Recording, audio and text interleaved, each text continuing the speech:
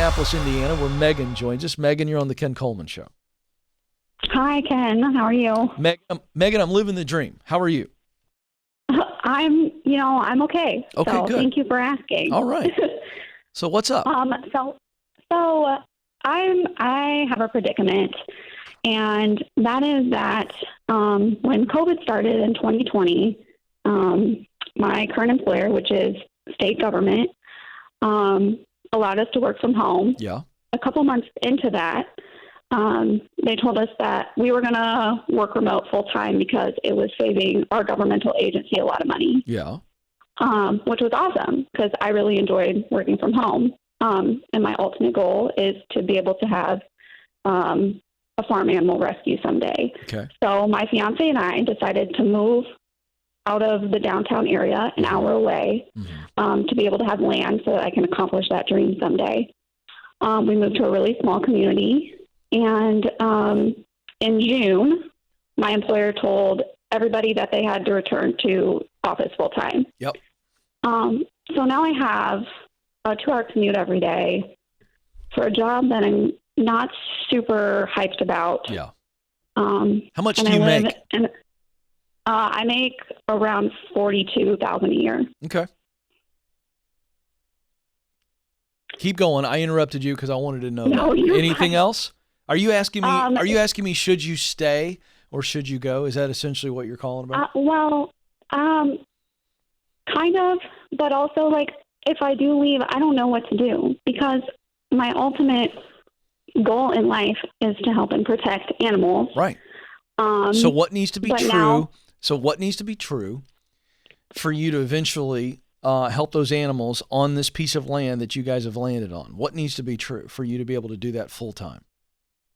Well, I need to be able to make money to be able to save to do that, first of all. Right. So how much? Oh gosh. I don't know. That is like this dream has just come to fruition within the past year and a half. Right. So let me ask you this. Are you having to like put fences up and shelters and then people will pay you to take care of their animals? I mean, explain that to me. No. So what I would ultimately like to do is have a 501c3 and basically rescue animals from bad situations. And then just like just animals of all types. So like farm animals, like horses, cows. Why does it need to be all that kind of stuff. So why does it need to be a 501c3, a nonprofit? Why? Just because like typically in the work that I've seen, those kinds of organizations are. That's what it is. So it's kind of donor generated because there's really no revenue that you've got out of this, right? It's all expenses. Exactly. Okay. So are you planning to pay yourself out of this or is it just a true labor of love? And if you can just fund getting the animals, number one, and two, taking care of the animals until they go to animal heaven. I mean, that's the reality though, right? Yeah. No, you're just trying to give them a good long life and they die naturally, not from, extreme causes because of how they're being treated. That's the goal.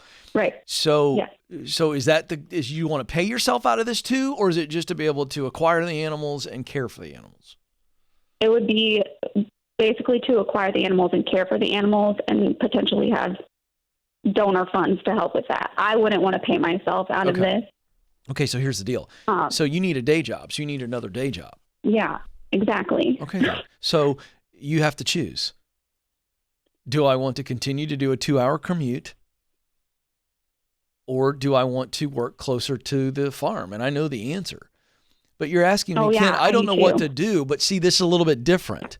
Your dream is what we just discussed, is running the farm and not even paying yourself, and your hubs or your eventual hubs will work and it'll be a single income thing. And so, because of that, it to me, it's less about the sweet spot, right? To me, it's like, do you need to find a job where you use what you do best, talent, to do work you love, passion, to produce results that matter to your mission? In this situation, no, because you're planning to work for how long until you would then start this thing and go do that full time? How long? Yeah. Probably I would like to build the barn within the next 3 years. Okay, so this day job is going to help fund that, right? Right. So I would go get the highest paying job possible that allows you to use your talent. So in this situation, if you look at my methodology, because I've said before, talent only, you can be successful. But if it's not work you love, passion, and it's not creating results that connect to your values, that's mission, then you're not going to experience that true significance. But that's what you're going to get with the animals. So in this case, I just go get the best stinking paying job you can near the farm. Here's the problem. You're in this really, really small town, which probably tells me you're limited with employment opportunities, right? Right. Oh, man. So now what, Ken? Well, again, it's like, okay, am I willing to drive 2 hours a day for 3 years? If not, I've got to adjust something somewhere else. So maybe I split the difference. Yeah. Are there good paying jobs, or at least something that you can replace your $42,000 with? Can you get another $42,000 job or a $50,000 job somewhere in between where it's only a 30-minute, one way? So it's an hour total. You see where I'm going here? This is simply about a mathematical equation. I need to replace my government day job because of the round trip. That's going to wear me down. Right. But that's it. Yes, it already has. Right. So we just go find another job that pays you 42 or more. And if you got the talent, or they'll train you and give you the skills and you can do the job, great. Because see, it's a day job. It's not, I'm not trying to get on a ladder. So that's why my advice is a little bit different for you. I'd go get a day job closer to the house. Yeah. That I guess is like my main question is just like, do I try to find something that I'm passionate about that's a day job, or do I just try to find something that's money? If you can. But great if you can. If you can find something that you're passionate about and it's got the money, woohoo! But the point is that it doesn't matter as much. It would be ideal. Okay. Yeah, if you can find work you're passionate about. Like, so for instance, for you, be awesome if you could go get I'm making this up, but if you could go get an office job or a support staff job for a veterinarian and make $42,000, now you're loving on animals during the day and you're passionate about animals. Great. Right. Yeah. But you're not limited to that. Yeah. But I wouldn't limit yourself to that, because now it's like, this is a day job and I want to make the most money possible because that's going to get me to the dream faster. Make sense? Okay. Yes, it does. Yeah, you're awesome. Love it. Thanks, kid. Love it, Megan. Appreciate the call. I love that. See, so here, this is a great example I want to call out really quick. You were created to fill a unique role. You were needed. You must do it. I get this question a lot. Ken, is it okay if I do something that I'm passionate about that accomplishes a purposeful mission for me that's outside of a traditional 9-to-5? The answer is yeah, go do it. She's going to be working. I mean, good grief. She's going to be feeding Fred, the old horse. He's so blind he can't even see the bucket. I mean, she's going to be loving on some animals that there's some physical labor here. There's some work there to love on these animals. But you can hear it in her voice. She loves the idea of caretaking for animals. It's a beautiful thing. It's a beautiful thing.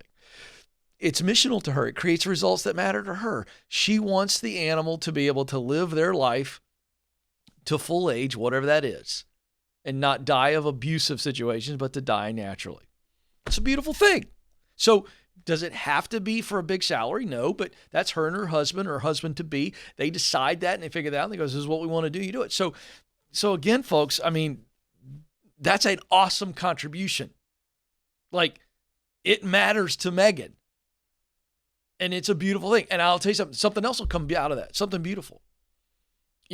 Like, she starts taking care of these animals, and maybe people get wind of it, and maybe you have some kids that maybe are challenged with some special emotional needs, and petting a horse calms a kid. Well, guess what? She's got the old horse Fred, who's blind.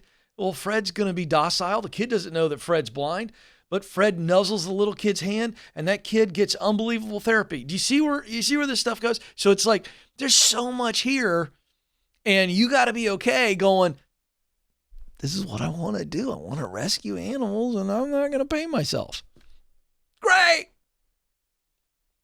So I really love that particular story for that reason. You were created to fill a unique role. You are needed. You must do it. That's the key.